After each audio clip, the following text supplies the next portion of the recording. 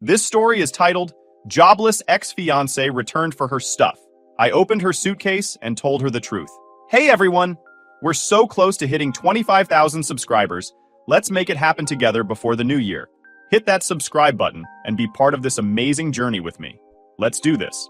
Now let's start the video. OP starts by saying, I'm 34, and about a month ago, my fiancé, who's 33, ended our 9-year relationship. 9 years, just gone. She didn't do it with a fight or even a big conversation.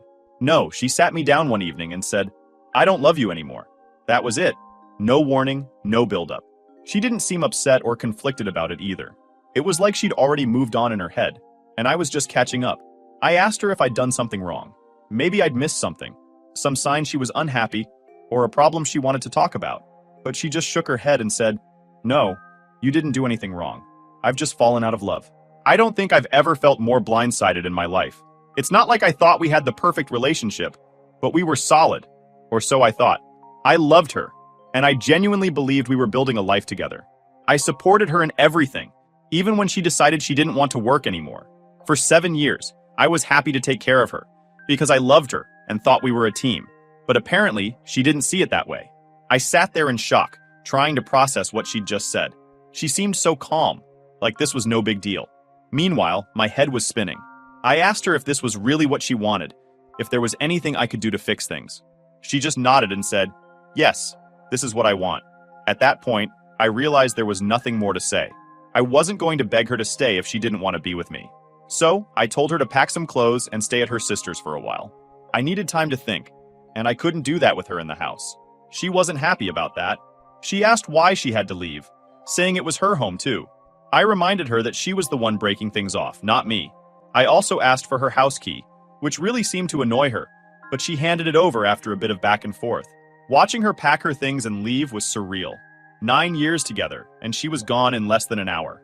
That night, I just sat in the living room, staring at the walls. The house felt so empty, but at the same time, it was full of reminders of her. Her clothes were still in the closet, her makeup was still in the bathroom, and the little decorations she insisted on buying were everywhere. It felt like she'd left a piece of herself behind in every room. I didn't sleep much that night. I kept replaying the conversation in my head, trying to figure out what went wrong. I'd given her everything: love, support, stability, and it still wasn't enough. The next morning, I woke up to a house that felt way too big for one person. I knew I had to start figuring out what to do next, but I couldn't bring myself to do anything just yet. I wasn't ready. The day after the breakup, I woke up to a quiet, empty house. It was suffocating. Everywhere I looked, there were reminders of her. The closet full of her clothes, the random knickknacks she loved decorating with, even the mug she always used for her morning coffee. It was like she was still there, even though she wasn't. That same afternoon, she called. I almost didn't answer, but curiosity got the better of me. Maybe she'd had second thoughts? Maybe she wanted to talk things out? Hey, she said, as casual as if nothing had happened. I kept my tone neutral. What's up? Iti. I just wanted to check in, she said, like this was any ordinary day. I was stunned. Check in? We'd been together for 9 years and she ended it just yesterday. What was there to check in on? So, I asked, trying to keep my voice steady. You're really sure about this? Yeah, she said, without hesitation. This is what I want. I felt a lump in my throat but forced it down. Okay, I said. If that's the case, I need to start making some changes. What kind of changes? She asked, her tone still infuriatingly casual. I explained that I'd be removing her from the car insurance, canceling her phone plan, and cutting off her access to the joint bank account. It wasn't out of spite, it was just practical. What? Why would you do that? She asked, suddenly defensive. Because we're not together anymore, I replied.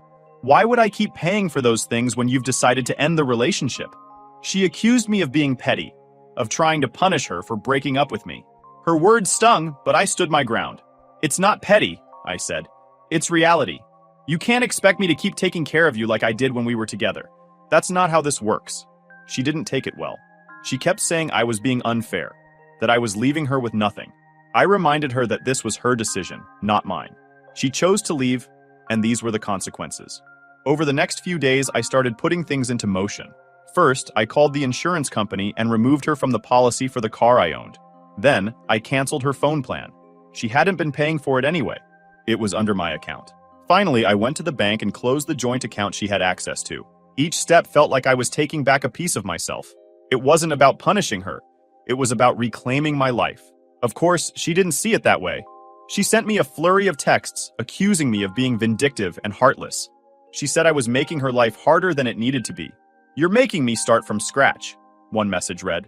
"I don't have anything now. How is that fair?" I didn't respond. What could I say? She was acting like I owed her something, like it was my job to make sure she was okay, even after she'd left me. Through mutual friends, I found out she was staying with her sister and struggling to adjust to her new reality. She hadn't worked in 7 years, so she had no recent experience to put on a resume. Apparently, she'd applied to a few places, but no one called her back. One night, she called me again, this time asking if I'd let her keep the car, just until I get back on my feet. "Absolutely not," I said. "Why not?" "You have another car," she snapped. "Because it's mine," I replied. "I paid for it, and I need it." "You're being so cruel," she said, her voice trembling. "You're leaving me with nothing." "I thought you cared about me." "I did care," I said, trying to stay calm. "I cared for 9 years. I took care of you, supported you, and gave you everything you needed. But you made the decision to end that. You can't expect me to keep taking care of you when we're not together anymore." She hung up on me. By the end of the week, I'd cut all the strings. The car was mine again, the phone plan was canceled, and the joint account was closed. For the first time in years, I felt like I was in control of my life. It wasn't easy. Part of me still cared about her and wanted to make sure she was okay. But every time I started to feel guilty, I reminded myself of the truth. She chose this. She ended things, not me. That realization helped me stay strong. I wasn't being petty or vindictive. I was just moving on. About a week after the breakup, she texted me again, saying she needed to come by and pick up the rest of her things. I figured it was best to just let her get it over with, so I agreed. Honestly, I didn't want her stuff sitting around the house any longer than it had to. She showed up the next evening carrying a suitcase. She barely said hello as she walked past me into the house, heading straight to the bedroom. I stayed in the living room, trying to give her space, but I could hear her rummaging around. Drawers opening and closing, hangers clattering. Every sound grated on my nerves. After a while, she came into the living room holding my laptop. "What are you doing with that?" I asked, already feeling the tension rising. "I'm taking it," she said matter-of-factly. "I use it all the time anyway." I couldn't believe what I was hearing. "No, you're not," I said firmly. "That's mine. I paid for it. Just because you used it sometimes doesn't make it yours." She gave me this exasperated look, like I was being unreasonable. "Are you serious right now? After everything, you're going to argue over a laptop?" "Yeah, I am," I replied. "Because it's mine." Her expression shifted from annoyed to angry. "Wow, petty much?" she snapped, clutching the laptop tighter. That's when I decided to check her suitcase. Something about the way she was acting made me suspicious. "What are you doing?" she asked, stepping in front of me as I reached for the suitcase. "I'm looking," I said, brushing past her and unzipping it. Sure enough, it was full of things that didn't belong to her. My headphones, a set of kitchen knives I'd bought last year, even a hoodie she always borrowed but never asked to take. I started pulling the items out one by one. "Care to explain this?" I asked, holding up the headphones. She crossed her arms and glared at me. "I use those all the time. You never even noticed." "That doesn't make them yours," I shot back. "Just because you use something doesn't mean you get to take it when you leave." She started yelling, accusing me of being cruel and petty, of trying to make her life harder. "It's just a few things. You don't even need them." "That's not the point," I said, trying to stay calm. "The point is, they're not yours to take." At that point, I'd had enough. "You can take your clothes, your makeup, and your personal stuff, but everything else in this house? It's mine. You didn't work for it, and you don't get to just walk away with whatever you want." Her face crumpled and she started crying. "I can't believe how heartless you're being," she sobbed. I stood firm. "I'm not being heartless. I'm just not letting you take things that don't belong to you." She kept crying, saying I was punishing her, that I was trying to make her miserable. But I didn't back down. Finally, I told her, "You've got everything you came for. It's time for you to leave." That night, she sent me a long, rambling text. It was full of the same accusations. I was being unfair. I was making her life impossible. I was punishing her for breaking up with me. I didn't bother responding. At this point, it felt like no matter what I said, she would twist it into something else to paint herself as the victim. Over the next few days, I started going through the house and packing up the rest of her stuff. There wasn't much left. Just a few odds and ends she hadn't bothered to take. I put everything into a box and left it in the corner of the garage. I considered texting her to come pick it up, but honestly, I didn't want to deal with her anymore. If she wanted it, she could ask for it. I wasn't going to chase her down to return her things. Mutual friends started reaching out, saying she'd been complaining about me to anyone who would listen. According to her, I was this bitter, vindictive ex who was doing everything in my power to make her life miserable. It was frustrating, but I didn't let it bother me too much. People could believe whatever they wanted. I knew the truth, and that was enough for me. By the end of the week, I felt like I'd finally taken back control of my space. The house was mine again, free of her stuff and her presence. It still felt a little empty, but for the first time, I felt like I could start moving on. A few days after the fight over her suitcase, I thought things might finally quiet down. I had packed the rest of her stuff into a box and was ready to move forward. But of course, she wasn't done. She called me late one evening, and against my better judgment, I picked up. I figured maybe she wanted to arrange to pick up the box or apologize for the argument. Instead, she sounded desperate, almost panicked. "I need help," she said, her voice shaky. I stayed silent for a moment, unsure of what to say. "What kind of help?" I asked cautiously. "I can't find a job," she said, her voice breaking. "It's been so long, and no one's calling me back. I've tried, but it's like, I don't even know where to start." I sighed, leaning back in my chair. "I'm sorry to hear that, but I don't know what you want me to do about it." Her tone shifted, becoming sharper. "You could help me, for starters. I gave up my career for you. The least you could do is help me get back on my feet." That line hit a nerve. "You didn't give up your career for me," I said, keeping my voice steady. "You chose to stop working because you didn't want to anymore.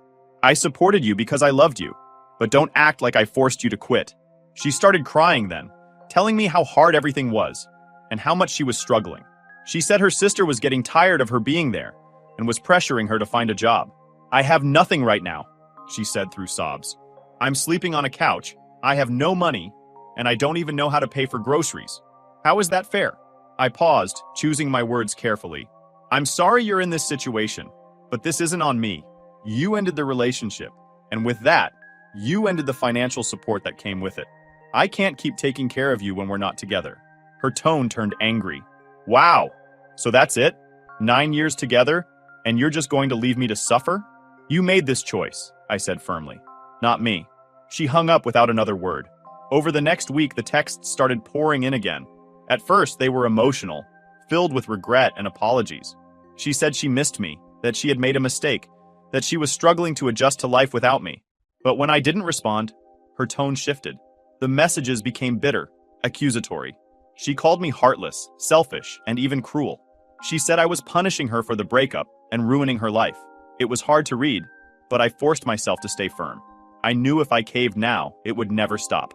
Through mutual friends, I started hearing more about how she was doing.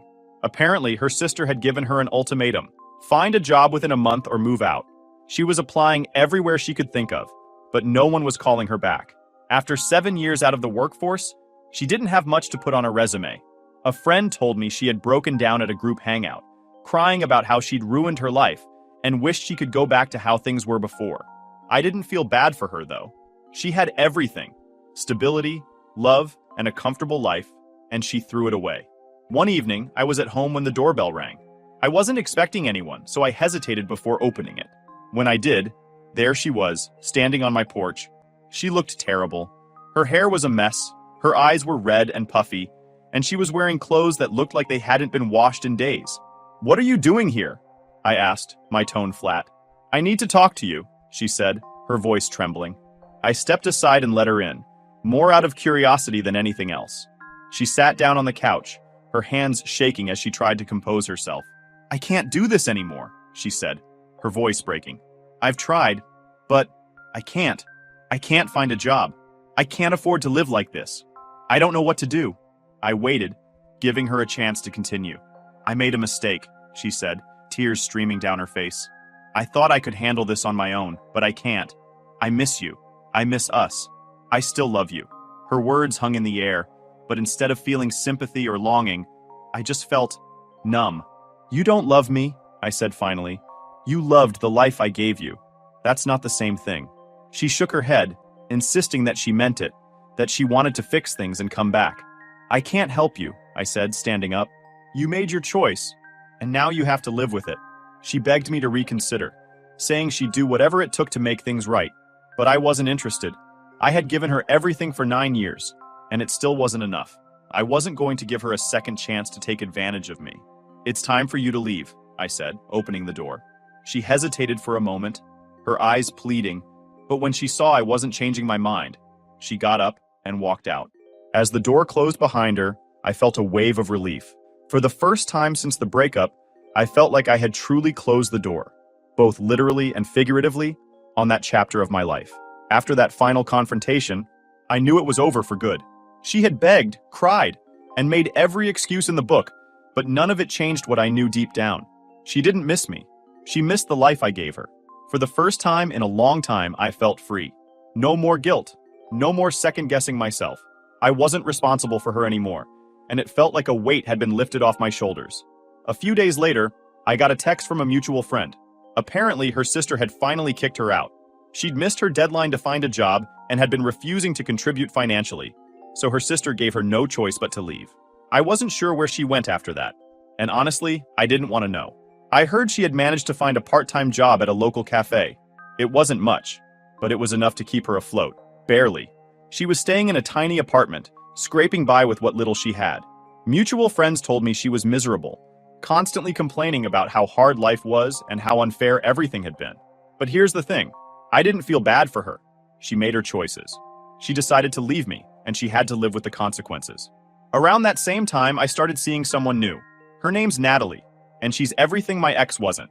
We met through a mutual friend, and at first, I wasn't sure if I was ready to date again. But Natalie changed that.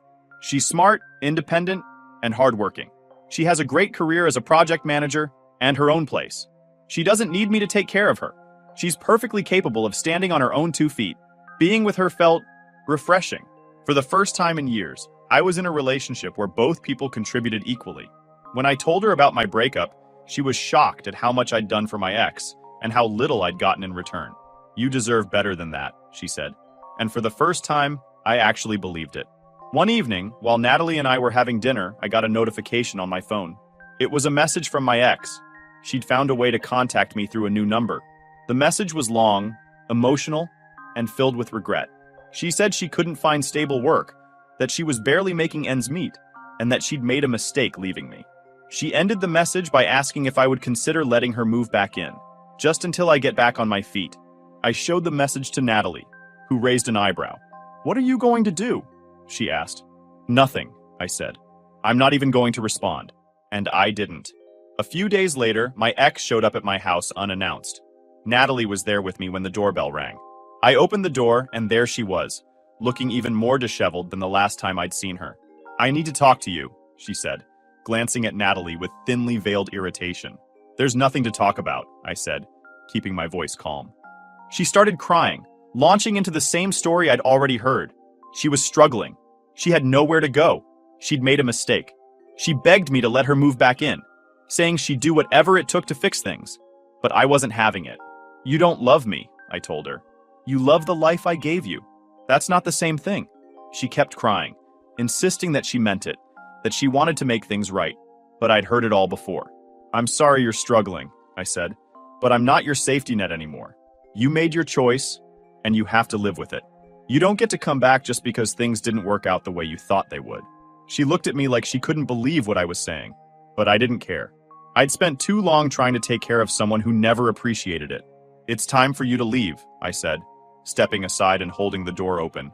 She hesitated, her eyes darting between me and Natalie. Then, without another word, she turned and walked away. After the door closed, Natalie looked at me and smiled. "I'm proud of you," she said. And you know what? I was proud of myself too. For the first time in years, I was finally putting myself first. Now I'm focusing on my future with Natalie. She's been an incredible source of support, and she's helped me see my worth in a way I hadn't before. I'm happier now than I've been in years, and I'm excited about what's ahead. As for my ex, I don't know what happened to her after that night, and I don't care. She made her choices, and I made mine. And for the first time, I feel like I'm exactly where I'm supposed to be. Final update. A few months after our final conversation, I had almost forgotten about my ex. Life with Natalie was going great. We were traveling, making plans for the future, and just enjoying a healthy, balanced relationship.